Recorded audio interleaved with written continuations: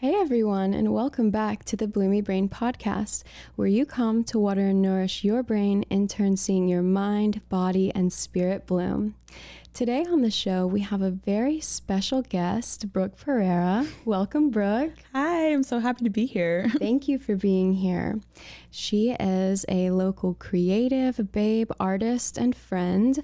So we are going to hop right into today's conversation and just get chatting. What have you been up to lately? I know you were traveling. Yes, that's like one of my favorite things to do is honestly just like explore new places. So I just went to Utah, got a lot of just I'm just chilling. It's just nice to like have the space and inspiration and just like, kind of just let your mind go a little bit. So yeah, I was in Utah just hanging out, and I've been doing a lot of art and creating and stuff. So just kind of pursuing my passion of, honestly, like I just do a lot of different, it's even hard to explain because I feel like I'm always doing so many different things, like whether I'm sewing, art, like painting, or just like, kind of just a bunch of different things.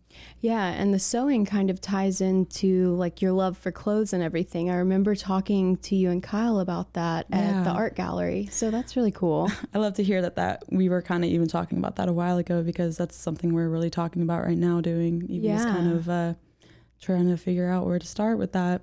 Absolutely. Well, anything exists in the quantum field. It's just a matter of tapping into it. I love that. No, that's so true. Yeah. Yeah. And I think that that's something that us creatives have to hone in on, because sometimes it can get really discouraging, just at certain pivotal points of, can I do this or can I make this happen? And, you can make anything happen you put your mind to. And that's really why I wanted to have you on today, because your story is so inspiring. And you're so sweet. How you have monetized on your God-given gifts is so inspirational.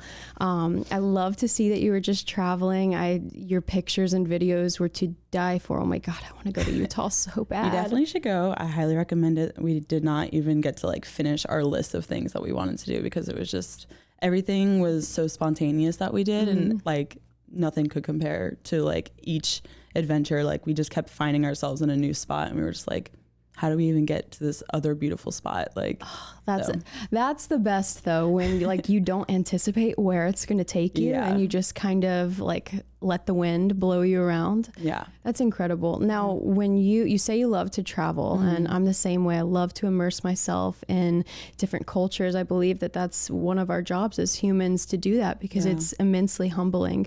Would you say that when you travel, you source inspiration from these trips? 1,000%. Sorry, I didn't mean to interrupt, but like 1,000%. I feel like I always come back with like a new motivation or something new that I want to create. Like I'm so itchy out there. Like I'm like, oh, I wish I had all my stuff with me so I could just like paint. And I really like regret not bringing like a sketchbook out with me, because I really planned on doing that. But like thinking about like carrying all that stuff over was kind of like stressing me out. But yeah, it's like what I come home with, I like take little notes and stuff and just kind of try to embody what I got to see. And it still just runs through my mind. I'm like, like if I could just be out there painting on top of a mountain, oh my gosh, I would be complete. Yes. Oh my God. And how beautiful everything is. And I feel like the colors are, at least from what I've seen, I've never been, I feel like everything is very warm out there. Like, do you feel like the colors of so vibrant, like everything was just incredible. Like nature just really inspires me. Like, even if I don't necessarily like portray that onto like a certain painting or something, like it's just still, it just kind of like, it gives me energy. Oh, that's so wonderful. I'm happy to hear that you had a great time. It was a good time. Highly recommend going to Utah if you have never been. So good. Well, why don't you tell the audience just a little bit about yourself, what you're up to now, where you're from and what you enjoy. So originally I was born in Connecticut, but I've been here since I was 4. So I consider myself a local at this point. I can say I've been here over 20 years, which is kind of crazy to say. Wow. Yeah. Moved here with my family, so we've been here for a long time.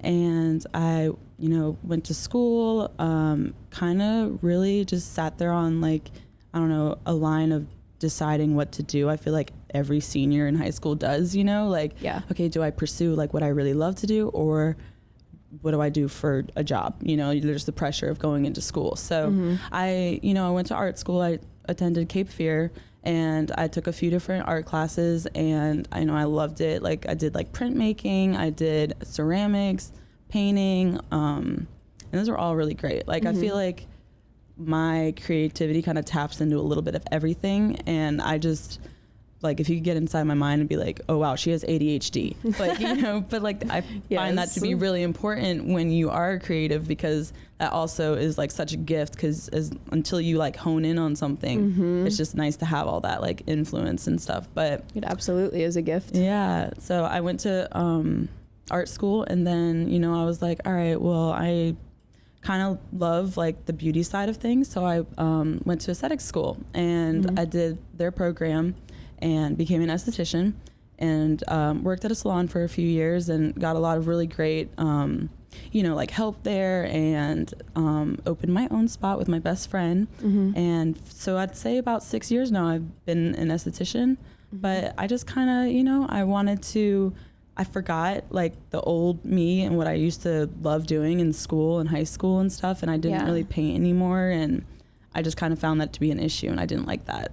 So I really took a turn and just focused on ways that I could implement that more into my life. So yeah, you know, now that's really what I, you know, put a lot of importance on. I feel like it's important to go with what you love to do, or else you're kind of just like not doing yourself a service. You're not doing the world a service. You're like keeping the world from your gift, you know, and that's, you know, not to sound like cocky or anything, but like, you know, it's just like, completely agree with you. Yeah, the world deserves that from you, you know, whether it's, you know, something small that you enjoy and you feel like it's not important. I feel like if it's important enough to you, somebody else is going to find importance in it.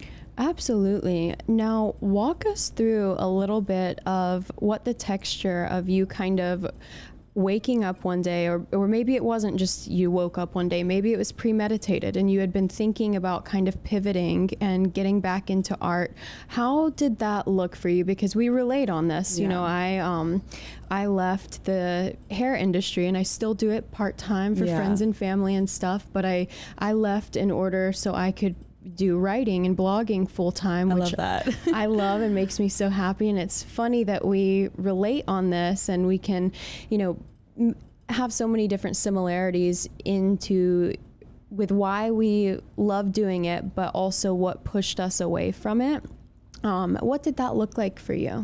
So I think, you know, we love doing what we do because there is a lot of creativity to it, you know, but like burnout is real, and working a 9 to 5 is not natural. And I think like it's important, you know, to feed you, your family, your kids and stuff. But if you're sacrificing, you know, happiness, mental health and stuff just for like money, I don't think that's like, you know, where you should be.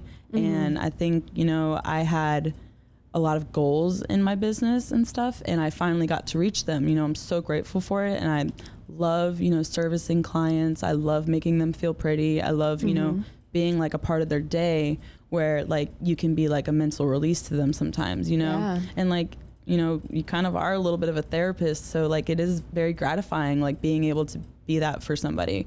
But I think I just got to a point where I was overdoing myself. You know, I was overdoing my hours, and I was just like in a room, you know, it wasn't dark. It was a very calm room, but I wasn't getting to do the things that like I love to do like all the time. Like it was like, once I was done with my day, I just wanted to go home, hang out with my dogs, and like, you know, just like get good food in, because you starve yourself all day. Like, oh my God, you know, you kind of think of that last. You're like, I'm just trying to get through the day. And so then you finally go home and eat, and then you're just like, all right, it's time to go to sleep.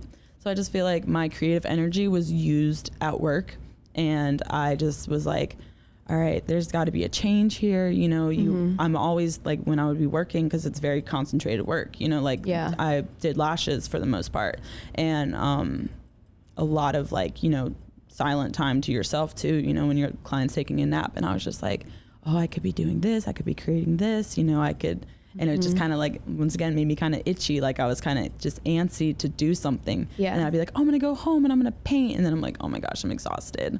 So then I wouldn't do that. And so, you know, I think it's okay if you don't know what you want to do in your life, but it's not okay to like not be looking for it. Yeah. And so like I heard that a long time ago and I was like, I really have to make a change here, you know, if I want to do something else, you know. So I just started, you know, kind of just saving and trying to honestly just work up the courage and work to myself like, okay, you need to do this. This is something that you literally have done or like wanted to do since you were little, you know, like I just really never put my art and stuff out there. Like I just, I kept it to myself a lot, you know, probably a lot of because like high school, like self-doubts and stuff, like people would be like, oh, like you want to be a starving artist? Like, and I'm like, you know, okay, no, I don't want to do that, you know? And so people get in your head with stuff like that, especially when you're like younger and stuff. And like, you know, so I really worked hard to make a change. And, you know, I told, you know, my clients, my friends and stuff that I was, you know, making an adjustment, and I put a date, I set a goal, and I just made it happen, you know? Yep. And make it happen. I love those 3 words. Make it happen, yeah. And you probably had, just like I had, a lot of resistance with people.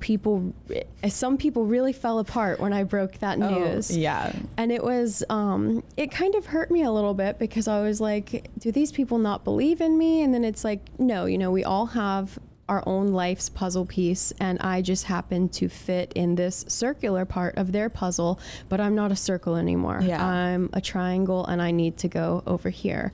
And so I think it's very important that people realize as well, I believe this is I think this is like Newton's 3rd law, progression doesn't physically happen without resistance. So know that you are progressing when you feel that resistance, whatever that may be, even if it's just people like, oh my God, no, where are you going? We don't want you to leave. Boom, progression, you know? So that's so incredible that you trusted your gut and intuition. Yeah, well, thank you. I feel like it's also kind of a partial test too. Like, you know, of course you're going to get resistance and stuff, but, and you're going to be, in order to do anything new, you're going to be stepping out of your comfort zone. And that can be scary. Like we're, as humans, really comfortable and happy in the things that we already know. And when you like remove yourself from that, it gets a little scary. But like, I've also tried to build myself up on my fears, you know, even if they're just like small, and it's not necessarily like something that's like, okay, like, you know, it can hurt you. It's just like, okay, this is like mildly out of my comfort zone. Yeah. But do you have the confidence to move past it? And it's like, you know, I may not, but I know that like, you know, like internally that I should, and that I should just take that little step, because you can think too far into the future sometimes, and that can get really scary. But if you just take like one little step at a time, it gets a lot easier, just taking off little like bites, you know? Absolutely. Yeah. And you make a good point there. Like it's so easy to think very far in the future. And I feel like, especially when you have an ADHD brain, like we probably both do. I know that I do, and you mentioned you do as well. I'm reading this really good book right now. It's called The Power of Now. Oh, I love that. It's so good, but it just talks about, it's like the future physically does not exist. Like only this moment exists. So I feel like that's really good to remind ourselves of, and in those moments where we are trying to future-proof, I like to call it. Future-proof. And another point that you made earlier, just about believing that ADHD is a superpower. It's like we're Kanye West over here. But I find this true as well, because years ago, when I was also in the beauty industry, I was biting off way more than I could chew. I was in over my head. But you know how it is when you're talented, just people are coming at you from all angles. They want to get in with you. They want to be your client. Yeah. And as a former people pleaser, I wanted to please all of them, you know? Yeah. So I had an Adderall prescription that I took on occasion, like if I was gonna have like a 12-hour day.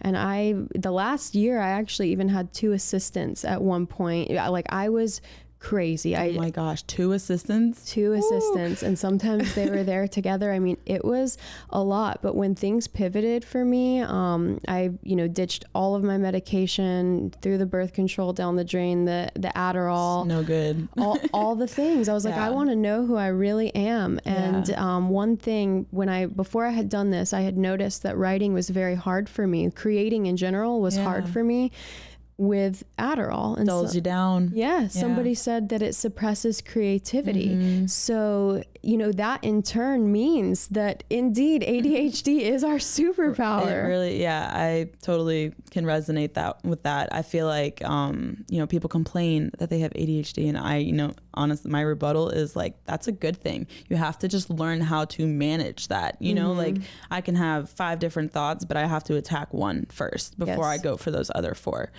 so I feel like we are always looking for like a fix, whether it's like alcohol, whether it's, Adderall, or just like, I don't know, just people, like hanging out with certain people. But I think until you like internalize like your thoughts and you're able to manage your own thoughts, like you're really not going to be able to solve that. So I think everybody has a little bit of ADHD, and we see it as a bad thing. And I don't think it's bad at all. Yeah. I think you just got to learn, where like your gifts lie. Absolutely. I mean, it's just like people with thinking anxiety is bad. Anxiety is, one of our survival skills in life. So it's a matter of, just like you said, knowing how to delegate all of these emotions and things that we feel as human beings, and, make sure that we're using them correctly and they're not using us and getting the best of us. So I love that you say that. How would you describe yourself in 3 words? Ooh, 3 words. That can be hard with my ADHD. No, I'm kidding. I try to be positive. I'd say positive. Oh my gosh, gorgeous. Positive, maybe like happy-go-lucky, Yeah. Yeah, like I would say happy-go-lucky is the best way to say, just because I try not to stress about the future a lot, You are very happy-go-lucky, very present. Yes, and I think that's also where like people's anxiety is drawn from, thinking too far into the future, thinking about things that, aren't really present right now. I try to just stay like positive, have a good outlook on things, and happy-go-lucky.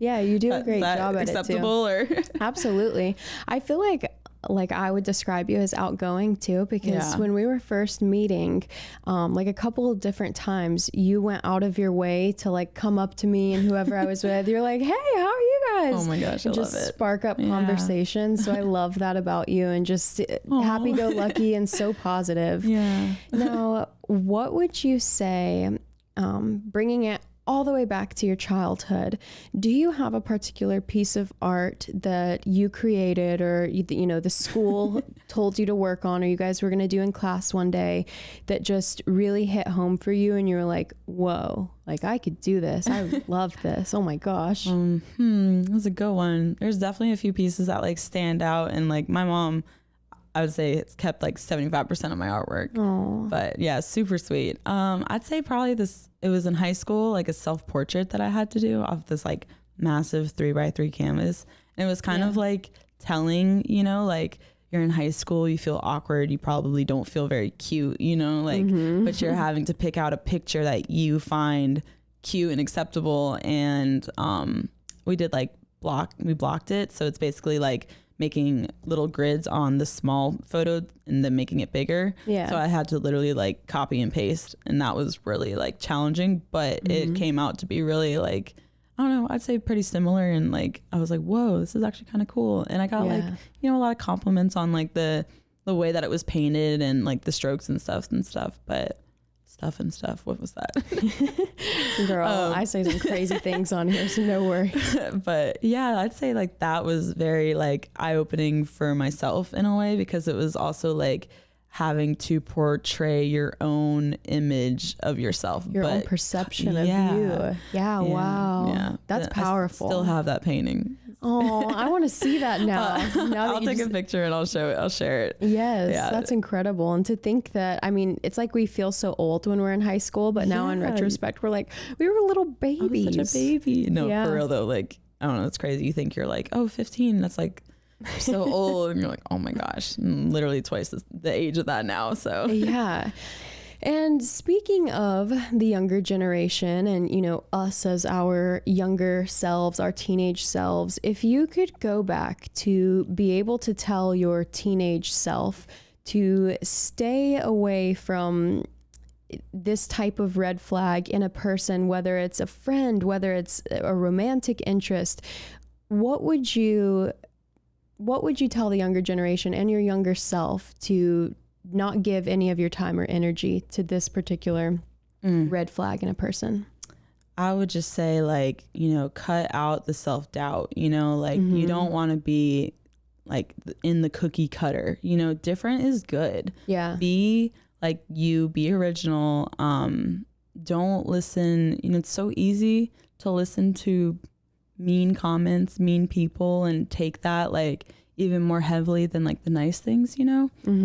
And you don't even like necessarily mean for it to be that way, but I think that's just like, you know, we take criticism so much stronger than we take compliments. And I would just say, like, happy people don't make other people unhappy. So if someone's criticizing you, if they're, you know, putting you down, trying to like, you know, put doubt into yourself, like that's because that person already has it. So don't listen to the people who are, you know, shaming you or just making you feel bad, you know. I think that I love that. Yeah, I think that that's something I wish I had known or told myself when I was like, you know, younger, because I definitely concentrated on that a lot in high school. Like I definitely had some pretty mean people around me, but I'm also very, very, very grateful for that too, because it was a massive eye opener, you know? Yeah. And it builds resilience too. And, you know, I feel like one takeaway that I've had from a similar experience is it's like normal is boring. You know, all of these people, there's this thing and it says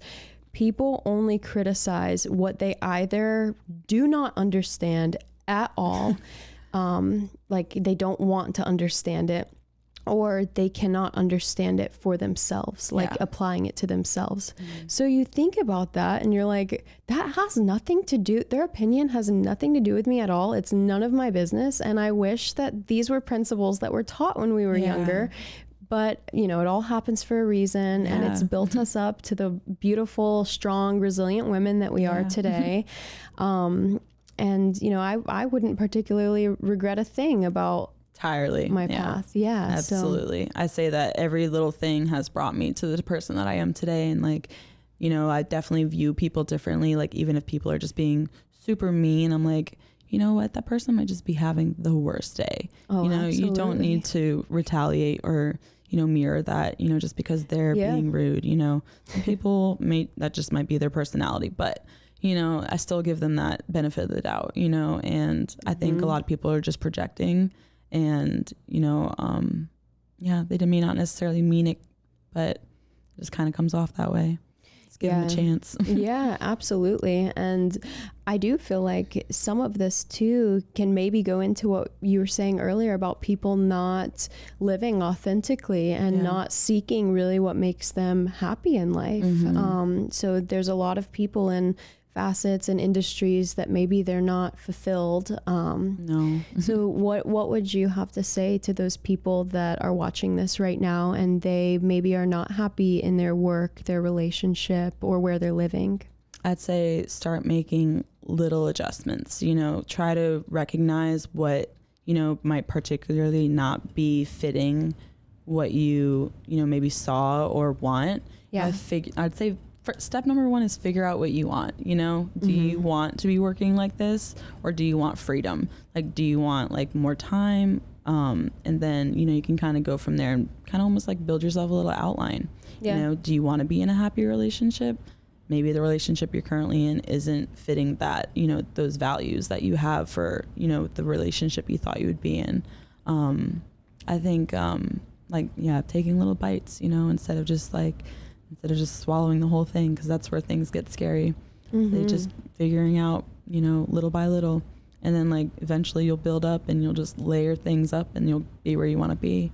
You know, I'm definitely not where I want to be yet, but that's also because I'm like, you know, kind of like a perfectionist on things and stuff. And I just, you know, have a vision and stuff. But I think little by little, this is definitely one of my steps, you know, just Absolutely. kind of taking the time to do the things that I wanted to do my whole life. Yeah. Right. And the journey, the climb is the best part. Yeah. It's like, you know, you hear people that are extremely well off and very immersed into what they've always wanted to do, and they're like, some of the best days of my life are when I was broke and eating ramen noodles on the couch trying to, you know, build all of what I have now. And that's so blissful to hear, and just reinstates to be present and to enjoy that journey, because it's an exciting one. Yeah. And like I say, just be grateful for each step, because like you're not going to figure things out until you try, you know, like you're not going to find out what you like and what you don't like unless you know, feel that for yourself, you know. It's almost like, you know, being raised as a teenager, like regardless of what our parents said, we're going to do it ourselves, you know, like we're going to, and then we're going to learn that bangs are not it, you know, like, so you kind of have to figure it out for yourself, and like take those little tiny scary things, like take those little scary steps and figure out whether this is for you or it's not, you know? Yeah, absolutely. And you mentioned a little bit about relationships, and just if people feel that their values are not, you know, meeting, would you say that a relationship where the partner is very supportive of what you do and takes interest in what you do is highly important to you? Oh, absolutely. I think that, you know, is huge. Like also just having positive people around you and good energy around you is important. So if you're going to be sharing, you know, like a majority of your life, that I hope that you have a very positive person around you, that you know, are able to bounce off of their energy and, you know, their love and stuff for you, that you hope that they support all the things you want to do, and like they can see your vision even if they don't actually see it, you know, they believe in you that much. I think that's important. You know? Yeah, absolutely. Because, you know, looks fade, beauty fades. And you are drop dead gorgeous, but you have so much else to you besides how beautiful you are. Thank you. I'm sure you've been in relationships before, just like I have, where it just feels like they could care less about what you love, what you're interested in. They're just like, oh, you're so hot, blah, blah, blah. And that feels so low, like frequency wise, you don't feel like the best version of yourself when you're not with people that are maybe on the same page as you. Yeah, lust definitely can go away, you know, like, and people can find you, you know, all sorts of attractive and like whoop-de-doo, like cool, but do you find like, you know, the things that I also have to offer and like, you know, my character, do you find that attractive enough to, you know, actually be with me in the long run? Yeah, mind. Yeah, you know, like, can you deal with me and my, you know, ADHD? And right. Are you ready to hear all of my new ideas and business plans? Are you ready for all that? Like, but more like, are you ready to do that with me? That's more important to me. Yeah, absolutely. And speaking of mind, how do you keep your mental health in check with what you do, all that you juggle, how immersed in this community here in Wilmington that you are? I feel like you're such a social butterfly. How do you keep your mental health in check, vibrant and glowing? Well, I'd say number one is like, don't sweat the small stuff. You know, there's so many things that, you know, you can stress about all day, you know, the future, you know, what you're going to do later, how you're going to keep, you know, your bank account full, like all those things. I just think that as long as you're living presently, that's like what's important. If you're doing things that can positively impact that, that's important. Yeah. I would say that, you know, I try to just remain positive, and one big thing is that like life happens for you, not to you. Oh, I love this. And I just really try to take anything that comes at me like as like a gift, you know, like if I had a plan to do something and it didn't work out, you never know why you were stopped. You know, it could be literally, you know, I don't know, taboos that sounds saving your life, you know, but I love like that. You never know, your commute there could have been your last commute or something, and I'm like, all right, well that, you know, but so I just try to like, you know, just try to keep things present a lot of the time. And I, you know, as you've been through very serious things in life, you know, so perspective, that's huge, you know. Perspective, yeah, because it's not what we've been through in life that defines us. It's the purpose and the meaning that we can take away from these experiences. I like to think about. I think I heard that on an Ed Milet podcast. If you ever listen to him, he's so good. No, I'll have to. He's very good. But yeah, I love all of this, and I always say, you know, things happen for us, or for us, not to us. Yeah, I was like, I always mix that up. I'm like, wait, hold on, let me not get it wrong. Things happen to you. No, it's for you. As crazy as it sounds, you know what I mean? I was one time driving with a friend in Nashville, and we missed an exit by like, just by happenstance. It just happened in that moment, and my friend was like, oh my God, no, this just added 5 minutes to the ride. And I, just trying to be positive, I was like, well, it just added 5 minutes because something else is going to take place. Like the universe is going to bring us something just crazy, beautiful, and magical. And sure enough, that night, because of when we arrived, because of where we parked and everything, we ended up meeting people from this like music video production company. And we got asked to be like extras for this Noah Schnacky and Jimmy, oh my God, I can't remember his name. Not Jimmy Aldean. Maybe it is Jimmy Aldean. I can't remember right now. But just some like country music video. And I was like, see, this didn't happen to us. It happened for us. Yeah, no, but seriously, that's so true. And like, you never know like where little bits, like little minutes or seconds really places you differently. So yeah, I'd say that's like, you know, one of my biggest things, you know, just, you know, trust a lot, you know, trust the process, you know, trusting God that you're, you know, taken care of and stuff. And when you stress about it too much, that's where your anxiety comes in. And that's just, you know, I'm not a fan of anxiety. You know, that's like a survival instinct for us as well. Like, you know, just to keep us on our toes and, you know, keep us out of danger and stuff. But we're all pretty safe, you know? Yeah. I feel like, yeah. And I think when we're stressing too, we're spinning wheels so much that we're really not able to create a new foundation for, okay, now this is the direction I'm going to take. Let me, you know, pick myself up and get back to it. When we're stressing, we're just spinning tires right there, rather than, okay, here's my new path. Yeah. You're almost, you're just kind of like frantic, you know? Yeah, absolutely.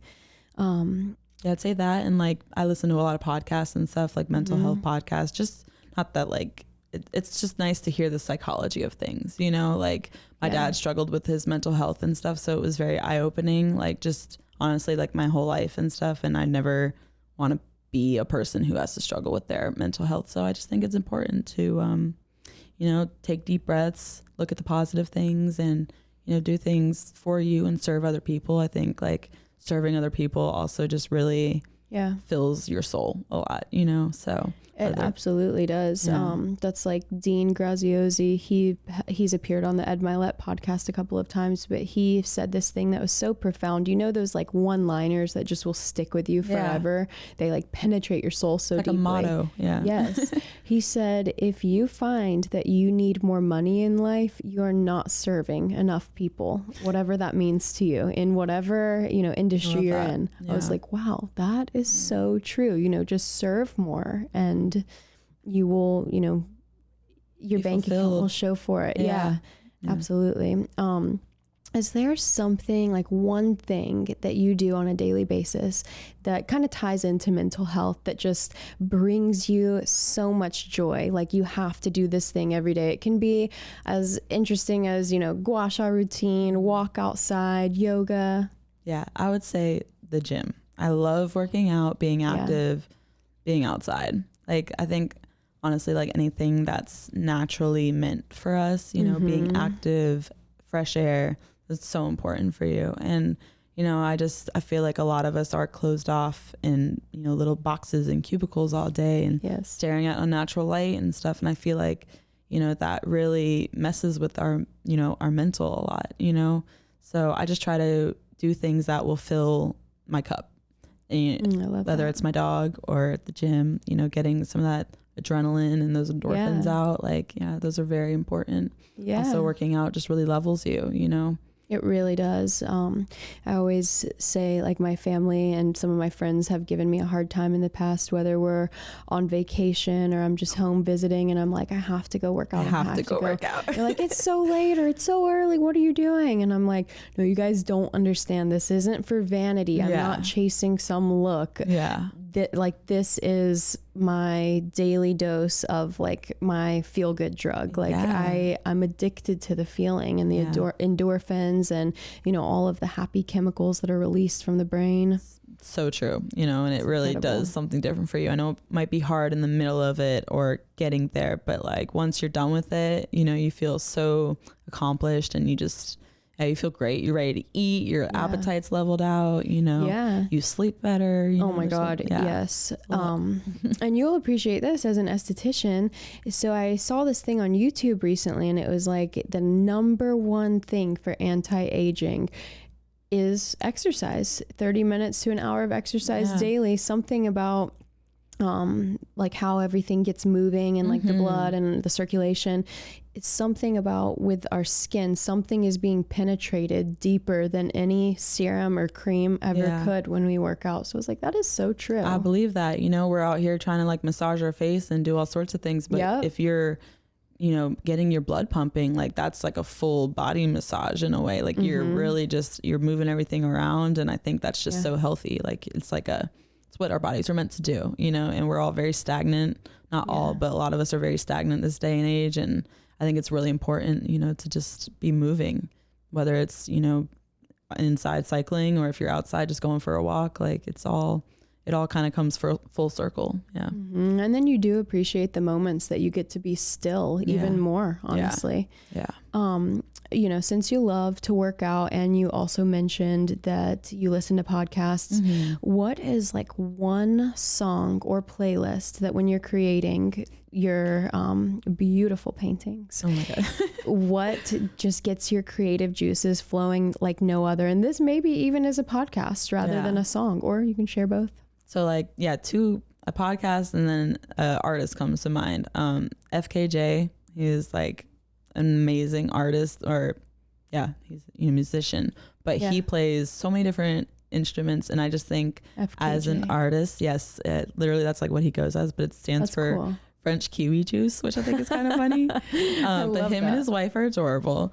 But look him up on YouTube. Just watch like a YouTube video by him. It's insane the amount of talent that this man like possesses. And as an artist, I feel like it's just so like incredible because he like, it's so different, but it's so calming and relaxing, and it's just very inspiring because he doesn't sound like anybody else. And his music never gets old to me, and I will just put it on, and like I flew all the way to San Diego with my best friend and her husband just to go watch him in concert. Wait, that's incredible. Yeah, because he's from like overseas, and he's out of Paris and stuff. So I was like, wait, he's going to be in the United States. So we made a whole trip out of it last year for their anniversary. It was really sweet. Oh my God, that's so much fun. But yeah, his music is very inspiring, I'd say, on the just different levels. And he's just putting his brain, his talent out there with like no care of like what anybody else does or, says. So like, I think it's really cool. And then podcast wise, I love Rob Dial. He's like the mindset mentor. I've heard of him. Yeah, he's like probably up there in like a few of the top podcasts now. Like, he does like shorter ones though, so they're like 20 minutes long. Okay. So like I'll like cram them in like if I'm like in between something, but just very like car ride. Yeah, exactly. But very motivational and inceptive to like psychology and stuff too, and just kind of like breaks things down for you. And I feel like just listening to him, like you kind of just learn a lot. You don't always resonate with things, but I feel like it's a lot of fun learning like how other people think too, and like very eye-opening. Yes, very eye-opening. And you're like kind of find similarities in it sometimes and stuff. But yeah, I'd say those two. I'll put one or the other on if I cannot think of something else too. Like that, those are my go-tos. I'm going to have to look them up. That's really cool. Thank you for sharing. I think you'll enjoy them. Yeah. And you'll, especially since you said like how Rob's episodes are structured and everything, you'll really enjoy Ed Milet as well. So we'll have to both get back to each other on these. Send each other the links. Yeah, absolutely. Okay. What is something like, a project that maybe isn't related to what you do or like super congruent and people would never expect, but you're very intrigued by doing this and it's just like in the back of your brain, like I'd love to do this one day, even if it's like not for money, just to do it? Oh my gosh. I think that just fashion design, you know, like I know that kind of like still stems with what I want to, like what I don't know, my interests and stuff, but it would be like, I love, like I designed my best friend's wedding dress. Like and I made it by hand. I love like bridal. I love bikinis. I love like even just crazy fashion. I would love to have. You're so talented. Thank you. Yeah, and you made the dress that you wore to your gallery that night. Yes, I did. Yeah, I couldn't find anything, and I was like, literally, it was the day beforehand, and I went to the store. I went to the store 3 times actually to try and find a fabric that just like kind of spoke to me, and they probably thought I was crazy because I went back there so many times.